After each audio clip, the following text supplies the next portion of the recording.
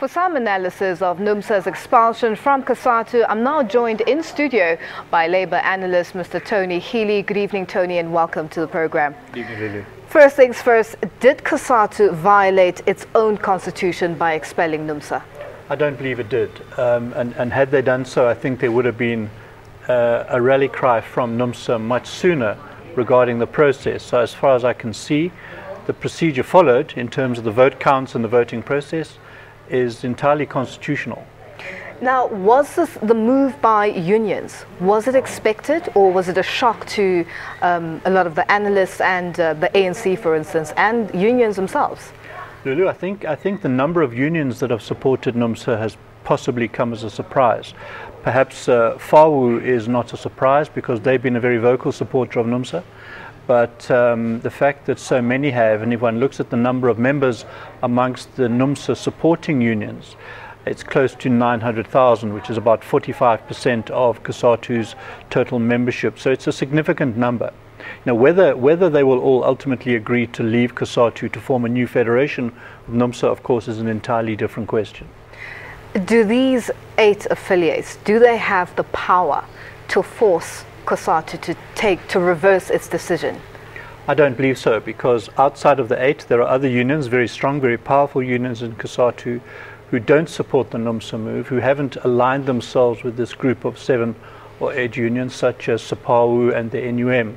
So I don't believe in their own right they have the power or the voting power to necessarily, for example, have COSATU rescind the expulsion of NUMSA. Now, in your view, Tony, what is the way forward? What do you see likely to happen with regards to the unions movement, well, the 8 unions that are showing support towards NUMSA? What is likely to happen going forward from now on? Well, I don't see the expulsion of NUMSA being rescinded, number one. Secondly, I think the distinct possibility exists that a new federation is formed, composed of a number of the unions currently supporting them, maybe not the whole 8, but a number of them, and we end up with competing federations and union rivalry, which we know historically increases union militancy, increases violence, and increases the instability in workplaces.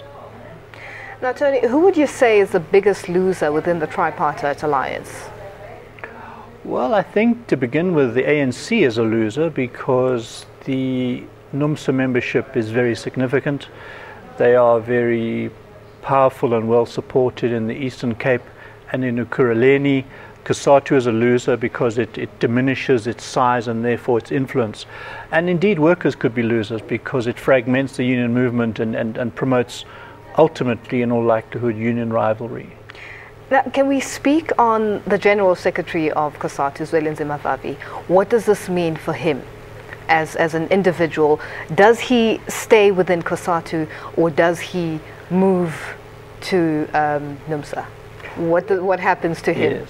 That's a very, very interesting question, because we know that he doesn't especially want to leave COSATU. He's holding on very tightly to the reins of his position, but we also know that his primary support lies in NUMSA.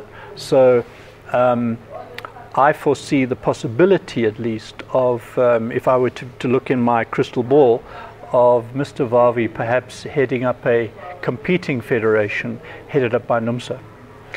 Now, Tony, you touched on the fact that some of the other bigger unions have not shown any support or have not taken sides in this issue. There's talk that NUMSA may be replaced by the Metal and Allied Workers Union of South Africa. Will this be able to, get enough membership with regards to filling the void that NUMSA is going to be leaving? Well, I think yes, and MAWU, or the Metal and Allied Workers Union, is really a union that existed pre-COSATU itself, and was one of the unions that became NUMSA to some degree. So there's no doubt that if NUMSA remains expelled, which I think it will, there's no doubt that COSATU will then establish its own metal industries union and compete with NUMSA in the metal and engineering industries. Now, Tony, before we end this discussion, FAWU came out and said that had the ANC not intervened, things might have been the outcome might have been different, and they feel that the ANC coming in and trying to mediate sort of exacerbated the situation. What are your thoughts on this?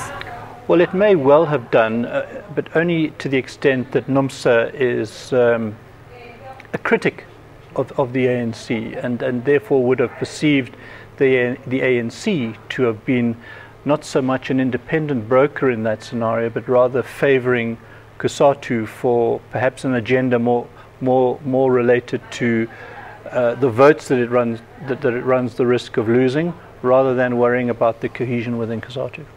Tony, thank you so much for joining us. And that was Labour analyst Tony Healy talking to us about the implications of NUMSA's expulsion from COSATU.